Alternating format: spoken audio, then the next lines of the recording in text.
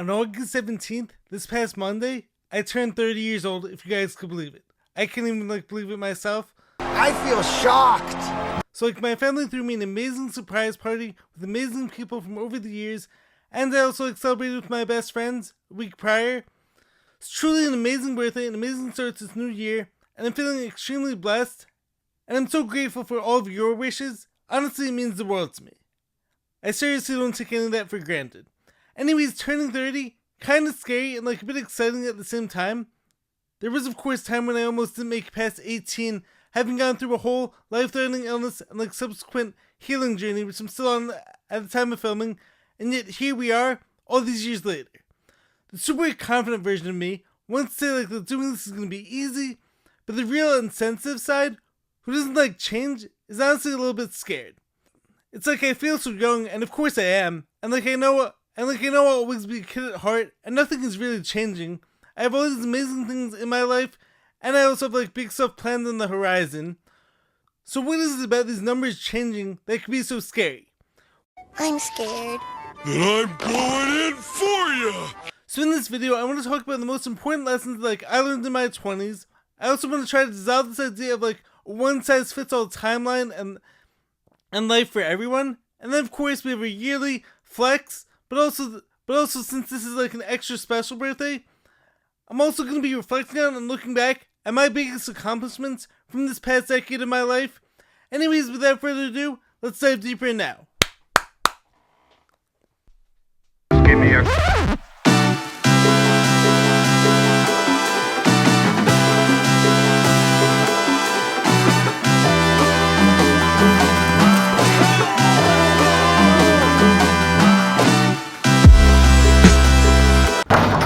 What's happening, guys? Welcome back to the Jared and James channel. I'm Jared Weiss. If you guys didn't know that, it must mean that you're not subscribed to the channel, so you know what to do.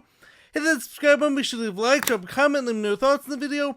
Follow me on every platform, and if you guys haven't done so already, make sure to check out my book, Fight Through by Jared Weiss. All links to purchase it are on my website, which is jaredryanweiss.com. That's JAREDRYANWEISS.com. Buy the book, support me, and make sure to check out all the awesome shirts in there as well. Every shirt has been designed by me, every shirt is made 100% organic cotton, so any support at all, as I'm always saying, would be very greatly appreciated. So now let's dive deeper into me turning 30 and all the lessons from my 20s. So, the biggest lessons that my 20s taught me are as follows. First of all, I feel like God in the universe is telling me to stay unconventional and stay true to who I am and where I'm at. This is what I signed up for all these years ago, but I'm taking on all these impossible dreams. I've of course been healing from a life-threatening illness since 2014. I'm trying to dunk basketball at 5'6". I'm a self-published author. I'm a podcaster who's been doing it with speech challenges. Nothing about me or my life is conventional. So why am I going to compare myself to everyone else? It's almost like the whole "none of this makes sense" line that Hawkeye says coming from Avengers Age of Ultron. None of this makes sense. We're fighting an army of robots, and I have a bow and arrow. None of this makes sense. Now before you say this sounds all about me, I think this advice goes for everyone. I'm on my own timeline, and all of us are on our own timelines too. This is the biggest trap that almost everyone gets tempted by and falls into. And these days especially more than ever, we see everyone else's life on social media, and so it becomes so easy to think we're falling behind. But what I've learned in my 20s is I'm not failing, I'm building something that takes more time. As the famous quote goes, Rome wasn't built in a day, it was not built overnight. So one person out there maybe reaches their biggest success in 1 year, someone else takes 5, someone else 20. None of those people are doing it wrong though. We need to honor our own path.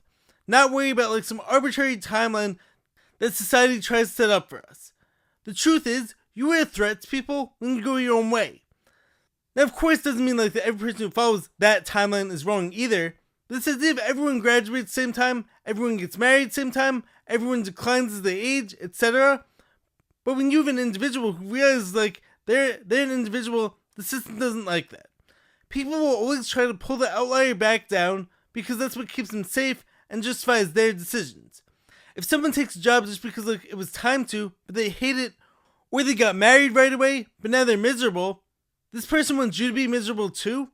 You should be happy you're engaged. You're getting married. No, it's not that. So they're going to try to make you feel bad for doing things differently. but you don't have to listen. When a flower takes longer to bloom, or when a tree takes longer to sprout up, do we yell at it and say to it, "You need to go right now"? No, of course not. So of course, easier said than done sometimes. But I know I wasn't made for the average life, so why am I expecting my life to look exactly like everyone else's? And furthermore, some accomplishments can't be measured right away. Just because you didn't hit 6 figures or get married or hit 1 million followers doesn't mean like all the things you've accomplished are anything less than amazing, and you should be very proud of these things too. The daily battles you fought, the days you felt like quitting but stayed consistent, that's amazing, and those things will pay off over time, as I definitely know like all these things are starting to pay off for me. Another lesson coming from my 20s that's a bit more personal, but I do think it's important for others in the same boat as me, and that's about be patient with finding love and finding my girlfriend or wife, but beyond that, self-love and like the relationship I have with myself always has to come first. Now I was actually talking about this with my friend recently, how like I don't like this idea of a relationship being the goal or marriage being the goal, because by that logic, success means finding any girl and failing could mean being very happy and fulfilled while being single. I would rather a relationship be a product of me living my best life, and then I find the right girl who I want to build something with. But chasing something out of desperation, well, you're never going to choose the best option that way. I love where I'm at, and like I love my single life, and I also know that like with the right girl I can love that life too. I mean, what are you thinking about, Jerry? Marriage? Family? Well, they're prisons! Man-made prisons! You're doing time! But in the meantime, I'm going to be happy and live my life to the fullest, not waiting for something or someone else to come along. I know that everyone out there hates hearing this, but like I do believe it will happen when it's supposed to and like when it's the right time for me. And this goes for my healing journey, for my major health issues too. I've been through so much, and yet like I didn't wait until things were perfect or all better to live my best life.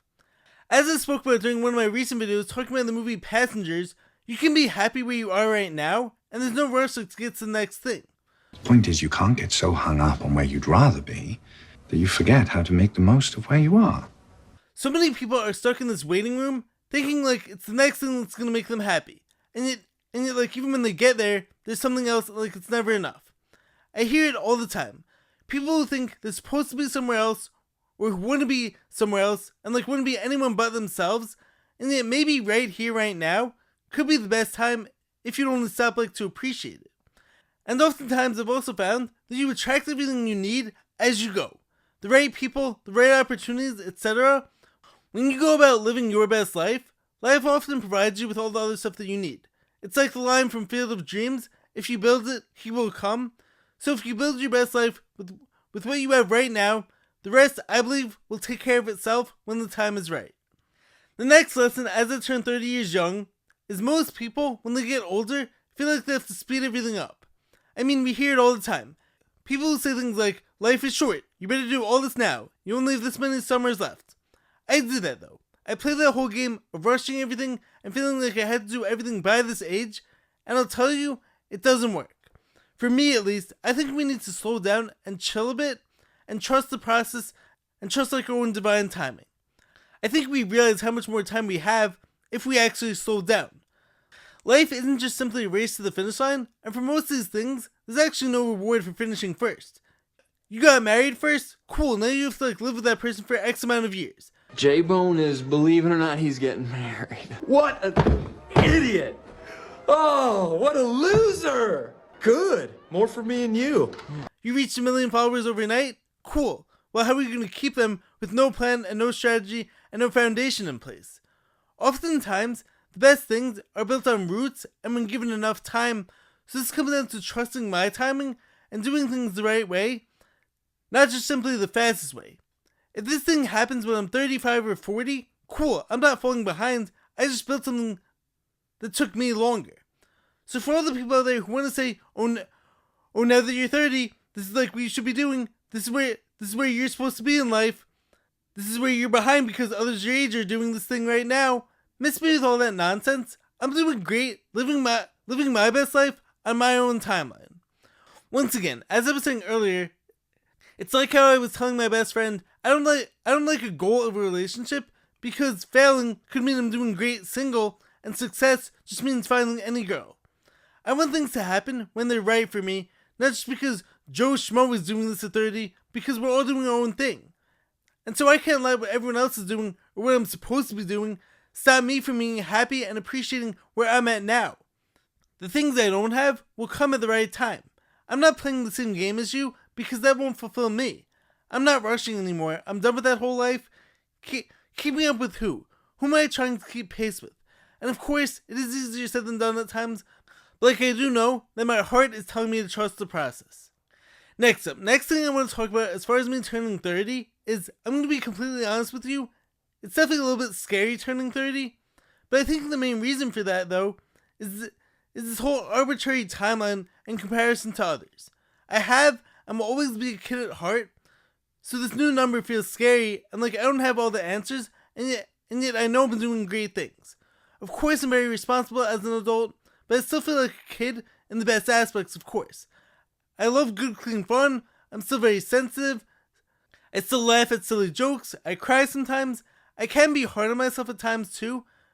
But once again, I need to appreciate where I'm at and stop trying to be where someone else is.